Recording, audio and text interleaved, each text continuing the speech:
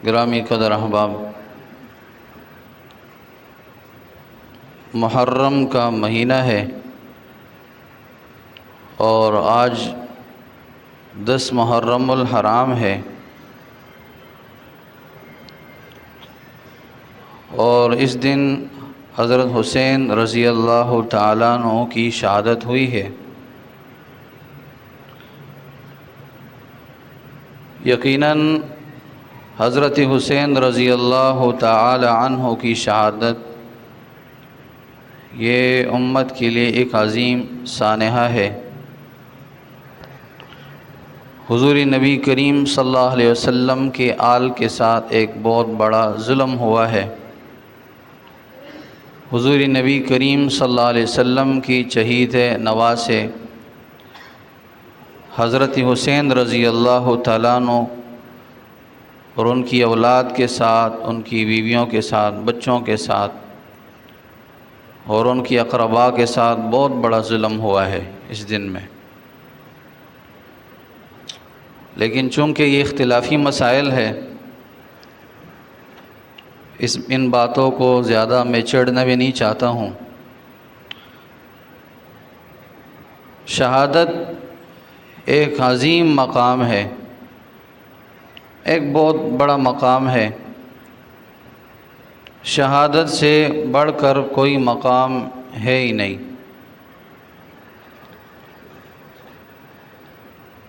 نبوت کا بھی ایک مقام ہے، نبوت کے بعد اگر کوئی مقام ہے تو وہ شہادت کا مقام ہے۔ اس لیے حضور نبی کریم صلی اللہ علیہ وسلم نے باوجود نبی ہونے کے شہادت کی تمنا کی ہے، اور تمنا ایک بار نہیں کی ہے، بار بار حضور نبی کریم صلی اللہ علیہ وسلم نے شہادت کی تمنا کی ہے۔ مشہور حدیث ہے، حضور نبی کریم صلی اللہ علیہ وسلم فرماتے ہیں: لوددت ان اقتل فی سبیل اللہ ثم احیا ثم اقتل ثم احیا ثم اقتل۔ میں اس بات کو پسند کرتا ہوں، حضور نبی کریم صلی اللہ علیہ وسلم خود اپنی زبان مبارک سے فرماتے ہیں، میں اس بات کو پسند کرتا ہوں کہ میں اللہ تعالیٰ کی راہ میں شہید کیا جاؤں، پھر میں زندہ کیا جاؤں، پھر شہید کیا جاؤں، پھر میں زندہ کیا جاؤں، پھر شہید کیا جاؤں۔ 3 مرتبہ حضور نبی کریم صلی اللہ علیہ وسلم شہادت کی تمنا کرتے ہوئے یہ بات اپنی زبان سے فرماتے ہیں۔ تو شہادت کا ایک اونچا مقام ہے، شہادت کا مرتبہ ایک عظیم مقام ہے۔ اللہ خود فرما رہے ہیں: وَلَا تَقُولُوا لِمَن يُقْتَلُ فِي سَبِيلِ اللَّهِ أَمْوَاتٌ۔ جو اللہ تعالیٰ کی راہ میں شہید ہو جائے انہیں مردہ نہ کہو، بل احیاء، وہ زندہ ہے، وَلَٰكِن لَا تَشْعُرُونَ، لیکن تم اس بات کا شعور نہیں رکھتے ہو کہ وہ کیسے زندہ ہے۔ تمہاری آنکھیں وہ دیکھ نہیں سکتی کہ ان کی زندگی کس طرح ہے، تم ان باتوں کو نہیں سمجھ سکتے ہو کہ ان کی زندگی کس طرح ہے۔ ایک دوسری جگہ فرمایا: وَلَا تَقُولُوا لِمَن يُقْتَلُ فِي سَبِيلِ اللَّهِ أَمْوَاتًا بَلْ أَحْيَاءٌ عِندَ رَبِّهِمْ يُرْزَقُونَ۔ جو اللہ تعالیٰ کی راہ میں شہید ہو جائے انہیں مردہ نہ کہو، بلکہ وہ کیا ہے؟ وہ زندہ ہے، اور رب کے ہاں انہیں رزق دیا جاتا ہے، رب کی طرف سے انہیں انعامات ملتے ہیں۔ فرمایا حدیث شریف میں جب شہید کو جنت کے اندر داخل کیا جائے گا، جنت کی ساری نعمتیں اس کو دے دی جائے گی، پھر ان سے پوچھا جائے گا کیا اور بھی کوئی تمنا ہے؟ تو شہید صرف ایک ہی تمنا کرے گا: یا اللہ، جنت کی نعمتوں کے اندر وہ مزہ نہیں، جنت کی نہروں کے اندر وہ مزہ نہیں، جنت کی حور و غلمان کے اندر وہ مزہ نہیں جو مزہ شہادت کے اندر ہے۔ لہذا یا اللہ میری یہ تمنا ہے کہ مجھے دوبارہ دنیا کے اندر بھیجا جائے اور میں دوبارہ تیری راہ میں شہید ہو جاؤں۔ تو شہادت ایک عظیم مقام ہے، اور عظیم مقام کے حصول پر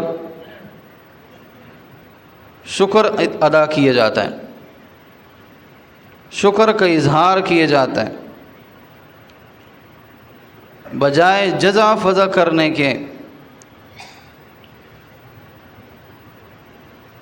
اللہ تعالیٰ کی ناشکری کرنے کے بجائے ہم شکر کی طرف آ جائیں، واویلا سے جزا فضا سے ہم کام نہ لیں، بلکہ واویلا کرنا، اپنے چہروں کو نوچنا اور اپنے گریبانوں کو چاک کرنا، حضور نبی کریم صلی اللہ علیہ وسلم نے اس بات سے منع فرمایا۔ حضور نبی کریم صلی اللہ علیہ وسلم کے زمانے میں 260 صحابہ اکرام شہید ہو چکے ہیں، اس سے کم و بیش، زیادہ بھی کم بھی ہو سکتے ہیں، بعض روایت کے اندر ہے 267 صحابہ اکرام شہید ہو چکے ہیں حضور نبی کریم صلی اللہ علیہ وسلم کی حیاتی طیبہ میں۔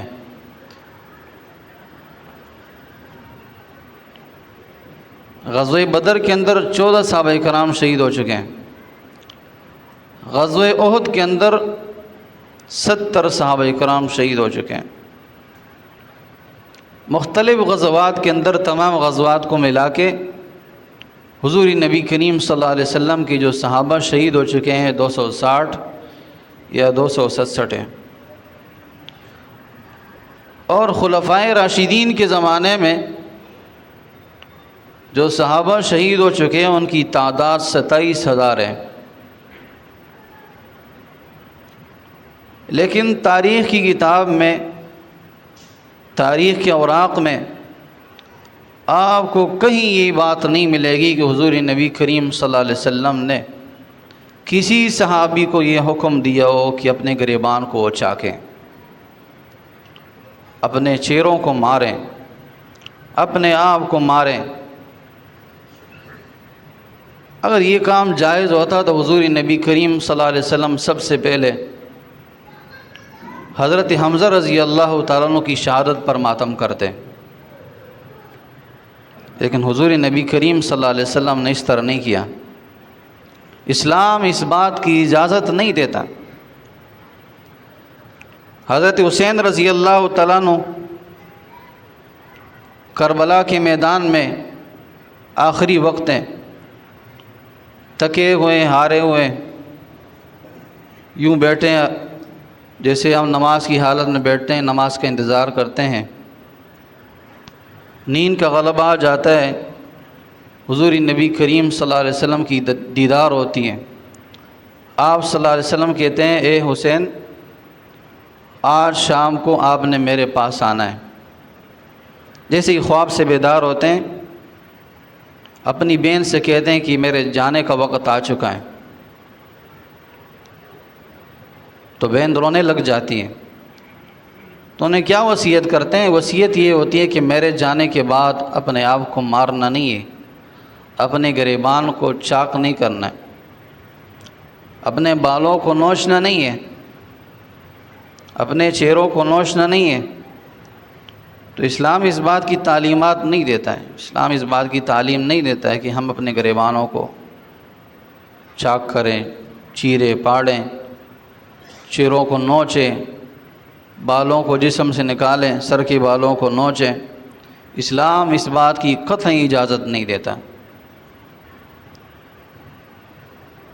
حضور نبی کریم صلی اللہ علیہ وسلم نے فرمایا، جو آدمی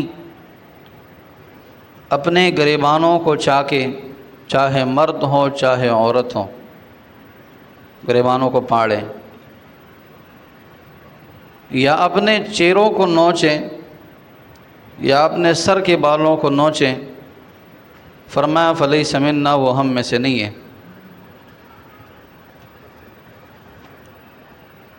تو لہذا شہید پر ماتم کرنا اسلام اس بات کی اجازت نہیں دیتا۔ حضور نبی کریم صلی اللہ علیہ وسلم کی حیات طیبہ سے ہمیں یہ بات ملتی ہے، اور اسی طرح خلفائے راشدین کی حیات طیبہ سے ہمیں یہ بات ملتی ہے کہ شہادت پر ماتم کرنا یہ اسلام کا عمل نہیں ہے، ایک ناجائز عمل ہے، گناہ کا عمل ہے۔ اس لیے جو قومیں اپنے شہیدوں پر ماتم کرتی ہیں وہ کبھی آگے شہید پیدا نہیں کر سکتی ہیں۔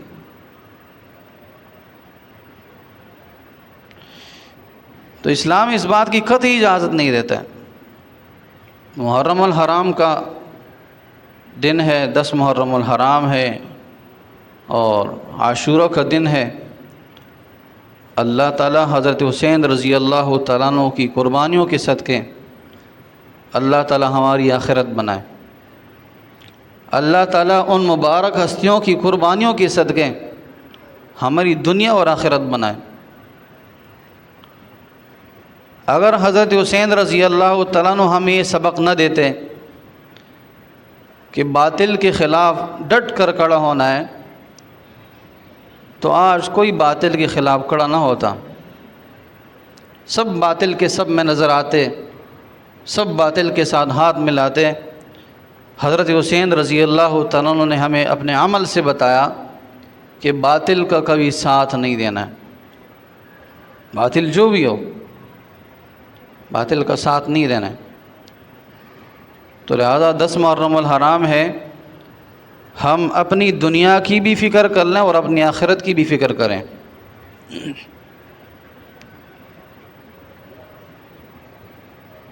حضور نبی کریم صلی اللہ علیہ وسلم سے پوچھا کہ یا رسول اللہ قیامت کب ہوگی؟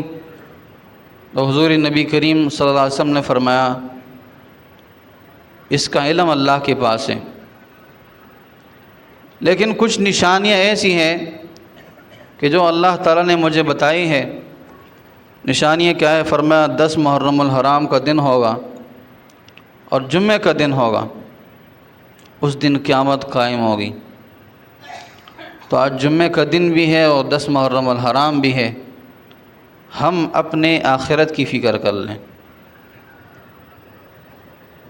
ہم اپنی آخرت کے اندر فکر کر لیں۔ ہم نے اپنی آخرت بنائی ہے کہ نہیں بنائی ہے؟ حضرت حسین رضی اللہ تعالیٰ عنہ اپنا سر کٹا کے چلے گئے، وہ کامیاب ہو کے چلے گئے بھائی، اپنے جسم کی قربانی دی، مال اولاد کی قربانی دی، بچوں کی قربانی دی، کامیاب ہو کے چلے گئے۔ ہم اپنے بارے میں سوچے کہ ہم نے کیا قربانی دی اسلام کے لیے، کون سی قربانی دی ہم نے اسلام کے لیے، کون سا عمل ہے ہمارے اسلام کے لیے۔ ہم اپنے اعمال پر غور کریں، اپنے اعمال پر غور کریں بھائی۔ اس لیے اللہ نے فرمایا یا ایھا الناس اتقوا ربکم واخشوا یوما لا یجزی والد عن ولدہ، اے لوگو اللہ سے ڈرو، واخشوا اور اس دن سے بھی ڈرو، لا یجزی والد عن ولدہ، باپ بیٹے کے کام نہیں آئے گا اس دن۔ مطلب بیٹا اگر کہیں پھنسا ہوگا اپنے اعمال کی وجہ سے، اپنے برے اعمال کی وجہ سے، تو باپ اس کے کام نہیں آ سکے گا۔ باپ کہے گا مجھے اب نہیں پڑی ہے، اگر میری نیکیاں کم ہو گئی، میں جہنم میں چلا گیا تو میرا کیا بنے گا؟ لہذا باپ اپنے بیٹے سے بھاگے گا۔ وَلَا مَوْلُودٌ هُوَ جَازٍ عَنْ وَالِدِهِ شَيْئًا، نہ بیٹا باپ کے کام آئے گا۔ اگر باپ کسی مصیبت کے اندر گرفتار ہوگا، کسی گناہ کے اندر گرفتار ہوگا اور اس گناہ کی وجہ سے جہنم میں جا رہا ہوگا تو بیٹا اس سے بھاگے گا۔ ان وعد اللہ حق، اللہ کہہ رہے میرا وعدہ حق ہے، سچ ہے، یقینی ہے۔ قیامت کا آنا یقینی ہے، موت برحق ہے، قیامت کی زندگی حق ہے، لہذا قیامت ایک نہ ایک دن واقع ہوگی۔ اس کے لیے تیاری کیا ہے؟ اولین چیز فلا تغرنکم الحیات الدنیا، دنیا کا مال و متاع تمہیں دھوکے میں نہ ڈالے، ولا یغرنکم باللہ الغرور، تمہیں شیطان دھوکے میں نہ ڈالے۔ شیطان دھوکے میں کیسے ڈالتا ہے بھائی؟ پورے سال ہم نماز نہیں پڑھتے، پورے سال ہم حسین کا نام نہیں لیتے، پورے سال ہم حضور نبی کریم صلی اللہ علیہ وسلم کی آل اولاد کا تذکرہ نہیں کرتے، لیکن جیسے ہی محرم کا مہینہ آ جاتا ہے، سبیلیں لگ جاتی ہیں، صدائیں لگنے شروع ہو جاتی ہے، حسین حسین حسین۔ حسین تو ہمیں یہ درس نہیں دے کے گیا نا، حسین تو ہمیں یہ درس دے کے گیا ہے بھئی جو بھی مشکل آ جائے اللہ کی طرف توجہ ہو، جو بھی مصیبت آ جائے اللہ کی طرف توجہ ہو، جو بھی غم آئے اللہ پر توکل ہو۔ حسین تو ہم یہ سکھا کے گیا ہے۔ تو کہا فلا تغرنکم الحیات الدنیا، دنیا کی زندگی تمہیں دھوکے میں نہ ڈالے، شیطان تمہیں دھوکے میں نہ ڈالے۔ شیطان دھوکے میں ڈالتے بس یہ عمل کرو، نجات کافی ہے بھائی، نجات ہے، صرف اسی عمل کے اندر نجات ہے، نماز نہ پڑھو، صرف اسی عمل کے اندر نجات ہے۔ نجات اللہ تعالیٰ کی ہر حکم کو ماننے میں۔ اللہ تعالیٰ کے حکم کو ماننے کے لیے کوئی ایک مہینہ خاص نہیں ہے کہ بھائی ایک ہی مہینہ ہم نے خاص کر لی، اس مہینے کے اندر ہم اللہ تعالیٰ کے حکم کو مانیں گے، اور اس کے علاوہ جو مہینے ہوں گے اس کے اندر اللہ تعالیٰ کے حکم کو چھوڑیں گے۔ کوئی مہینہ کوئی دن اللہ تعالیٰ کے حکم کو ماننے کے لیے خاص نہیں ہے، کوئی مہینہ کوئی دن اللہ تعالیٰ کے حکم کو ماننے کے لیے خاص نہیں ہے، بلکہ ہر دن اللہ تعالیٰ کے حکم کو ماننا ہے، ہر گھڑی ہر ساعت اللہ تعالیٰ کے حکم کے مطابق زندگی گزارنی ہے۔ تو فرمایا فلا تغرنکم الحیات الدنیا، دنیا تمہیں دھوکے میں نہ ڈالے، ولا یغرنکم باللہ الغرور، شیطان تمہیں دھوکے میں نہ ڈالے۔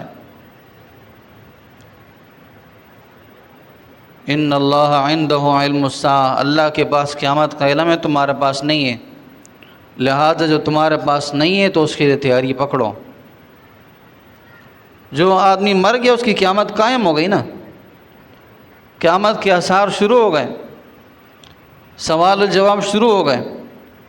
آپ نے بڑی مشہور حدیث پڑھی ہوگی، جب انسان کو قبر کے اندر رکھا جاتا ہے تو پہلے سوال شروع ہو جاتا ہے، حساب و کتاب شروع ہو جاتا ہے، قیامت شروع ہو جاتا ہے نا۔ من مات فقد قامت علیہ القیامہ، جو آدمی مر گیا اس کی قیامت قائم ہو گئی ہے، وہ اپنے حساب و کتاب کے لیے تیار ہو چکا ہے۔ اگر اس نے حساب و کتاب آسانی سے دے دیے اور تیاری مکمل کی ہوگی تو اللہ کی طرف سے اعلان ہوگا نم کنومت العروس، ایسے سو جا جیسے دلہن سوتی ہے، ایسے سو جا۔ اور اگر حساب و کتاب کے لیے اس نے تیاری نہیں کی ہوگی تو پھر عذاب کے فرشتے آ جائیں گے، عذاب اس کو دیتے رہیں گے یہاں تک کہ قیامت کبریٰ قائم ہو جائے۔ قیامت صغریٰ کیا ہے؟ چھوٹی قیامت کیا ہے؟ قبر کی زندگی۔ اور بڑی قیامت کیا ہے؟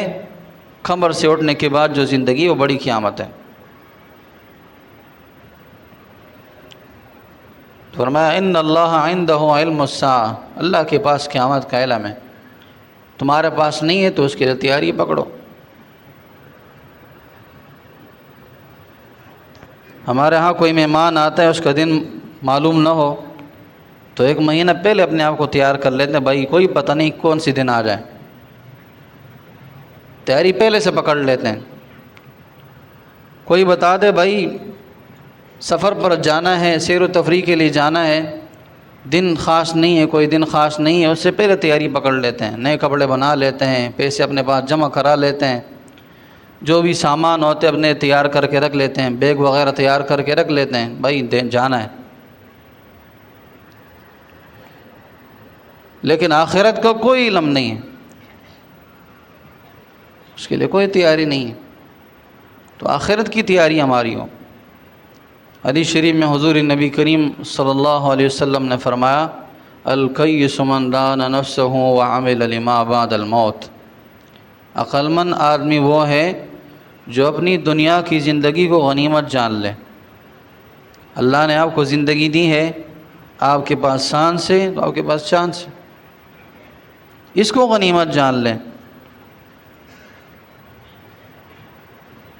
اور موت کے بعد جو آنے والی زندگی اس کے لیے تیاری کریں۔ اور فرمایا سب سے بڑا بیوقوف آدمی وہ ہے جو غفلت کی زندگی گزارے، اپنے خواہشات کی پیروی کرے، خواہشات کی اتباع کرے، اپنے خواہشات کو اپنا معبود بنا لیں۔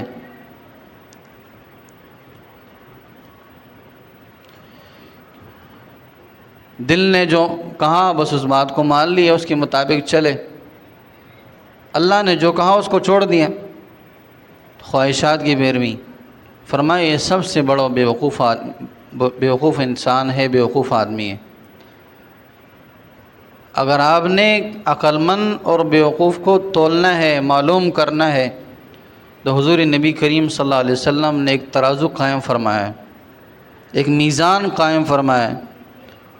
عقل مند آدمی کی پہچان کیا ہے کہ وہ آخرت کی تیاری کرے گا، بیوقوف آدمی کی پہچان کیا ہے کہ وہ آخرت کو ایسے ہی ابس چیز سمجھے گا، دنیا کی تیاری میں لگا رہے گا، آخرت کو بھول جائے گا۔ فرمایا سب سے بڑا بیوقوف ہے۔ تو لہذا 10 محرم الحرام ہمیں درس دیتا ہے بھائی قیامت اسی دن قائم ہوگی، واقع ہوگی، اس کے لیے تیاری پکڑیں، تیاری لازمی کریں۔ وہاں کوئی کام آنے والا نہیں ہے، کوئی رشتہ داری کام نہیں آئے گی، بھائی کام نہیں آئے گا، بیوی کام نہیں آئے گی، بچے کام نہیں آئیں گے، مال و اولاد بھی کام نہیں آئیں گے، یہ مال و متاع بھی کام نہیں آئے گا۔ وہاں اگر کام آئے گا تو انسان کی صرف نیکی کام آئے گی، اور انسان ایک نیکی کے لیے ترسے گا قیامت کے دن۔ یوم یفر المرء من اخیہ وامہ وابیہ وصاحبتہ وبنیہ، اس دن انسان اپنے بھائی سے بھاگے گا، بیوی سے بھاگے گا اور ماں باپ سے بھاگے گا، ٹھیک ہے، ایسا دن ہوگا، اس کے تیاری پکڑیں۔ آسان ہے تیاری، کیسی ہے؟ صبح کی نماز میں آپ نظر آئیں، اولین تیاری کیا ہے؟ صبح کی نماز۔ وہ آپ کو معلوم ہوگا بھائی جب بندہ صبح کی نماز پڑھتے ہیں اللہ تعالیٰ کیا کیا انعامات دیتے ہیں، آپ بخوبی جانتے ہیں، ہم سے زیادہ آپ جانتے ہیں، لیکن جاننا کافی نہیں ہے، عمل ضروری ہے۔ علم کافی نہیں ہے، عمل ضروری ہے۔ شیطان کے پاس علم تھا، عمل نہیں تھا۔ اولین تیاری کیا ہے؟ صبح کی نماز۔ صبح کی نماز کے لیے تیار آپ رہیں۔ فرمایا جو بندہ صبح کی نماز جماعت کے ساتھ پڑھتا ہے اور عشاء کی نماز جماعت کے ساتھ پڑھتا ہے، فرمایا منافق ہو کر نہیں مرے گا، ایمان والا مرے گا نا۔ جب انسان ایمان کے ساتھ مر جائے، اس کا خاتمہ ایمان کے ساتھ ہو جائے تو آخرت کے اندر کامیاب ہے نا۔ اور آپ اپنی زندگی سے، ہم اپنی زندگی سے اندازہ لگا لیں کہ ہماری سب سے زیادہ جو غفلت ہے وہ عشاء کی نماز میں اور فجر کی نماز میں۔ باقی نمازیں تو ہم پڑھ لیتے ہیں، فجر کی نماز، ظہر کی نماز، عصر کی نماز، مغرب کی نماز پڑھ لیتے ہیں۔ عشاء کی نماز اگر ہم پڑھتے ہیں تو دیر سے پڑھ لیتے ہیں، یا تو کام سے دیر سے آنے کے بعد چھوڑ ہی دیتے ہیں۔ اور فجر کی نماز تو پڑھتے ہی نہیں بھائی۔ تو اولین چیز کیا ہے آخرت کی تیاری کے لیے؟ صبح کی نماز۔ انسان اٹھتا ہے نیند سے تو فرمایا نیند موت ہے، اور جب انسان پر موت واقع ہو جاتی ہے تو آخرت کی طرف چلا جاتا ہے۔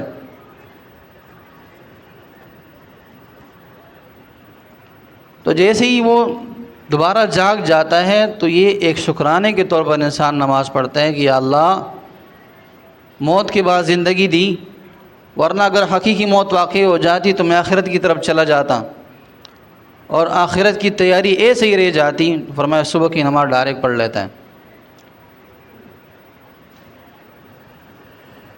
صبح کی نماز لازمی۔ باقی قرآن کے ساتھ ہمارا دل لگے، قرآن کے ساتھ ہمارا شغل ہو، قرآن کریم کے ساتھ ہماری محبت ہو، قرآن کریم ہم سیکھنے والے بن جائے، دیکھیے صحابہ کرام کی زندگی آپ اٹھا کے دیکھیں، کوئی مشکل ان پر آتی ہے، کوئی مشکل جب ان کے سامنے آئی ہے تو انہوں نے قرآن کریم کو اٹھایا ہے، قرآن کریم پڑھا ہے۔ حضرت عثمان غنی رضی اللہ تعالیٰ عنہ کے بارے میں جب آتا ہے کہ ان کی شہادت کا جب وقت آیا، 40 دن حضرت عثمان غنی رضی اللہ تعالیٰ نے نہ کچھ کھایا نہ کچھ پیا، بلکہ کیا کرتے تھے؟ قرآن کریم پڑھتے تھے۔ صحابہ کرام نے اس وقت پوچھا آپ کیا کہتے ہیں اس طرح؟ فرمایا جب مجھے بھوک لگتی ہے، جب مجھے پیاس لگتی ہے تو میں قرآن کریم پڑھتا ہوں، اس کے ذریعے سے میری بھوک بھی مٹ جاتی ہے، پیاس بھی مٹ جاتی ہے۔ تو لہذا ہم اپنے آپ کو قرآن کریم کی عادی بنا لیں، قرآن کریم کے ساتھ اپنا دل لگا لیں۔ فرمایا جب انسان کو قبر کے اندر رکھا جاتا ہے تو قرآن کریم اس کی حفاظت کے لیے آ جاتا ہے، ٹھیک ہے؟ تو آخرت کا ساتھی کیا ہے؟